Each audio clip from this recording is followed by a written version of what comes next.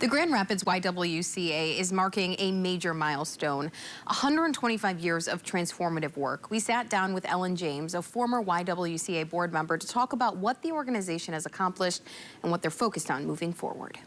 For people who might not know, talk about the work that the YWCA does. The YWCA is very involved with the issues that involve women. For an example, the sexual assault department that deals with women who have been sexually assaulted. They can come to the Y, and it's a very private affair. You have very trained, qualified people that are there to help you. And the Y is the only organization that is doing that in Grand Rapids at this time. What has been the most moving part of being a board member for you in the past?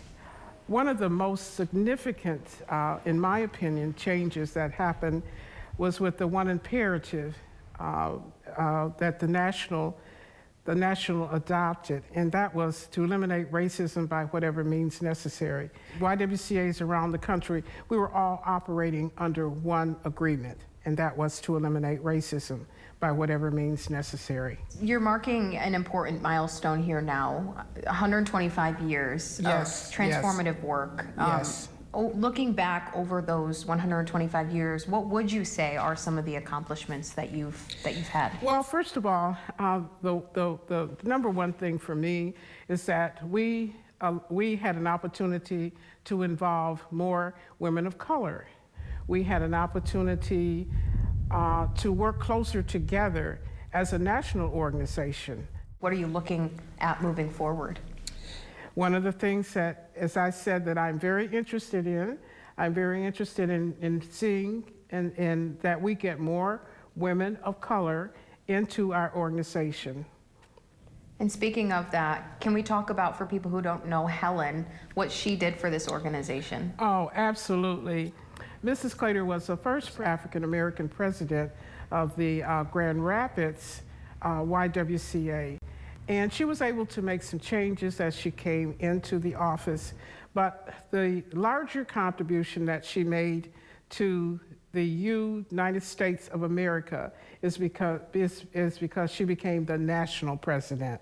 And so she is just a phenomenal woman that was at the right place at the right time. And this organization will always remember Mrs. Claytor.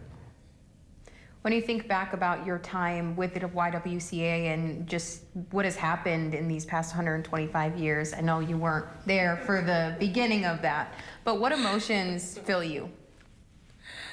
Well, first of all, I am proud to say that I knew Mrs. Claytor. I am very proud that over time, as I said earlier, over time, the YWCA has been able to evolve in terms of what was going on in the community. You know, it's ever evolving. And I look at what we're doing today, and as you say, the 125 years, it is just something wonderful to see. Helen Claytor will be recognized at a YWCA 125-year anniversary event tomorrow night. That'll take place from 6:30 to 7:30 at the main branch of the Grand Rapids Public Library.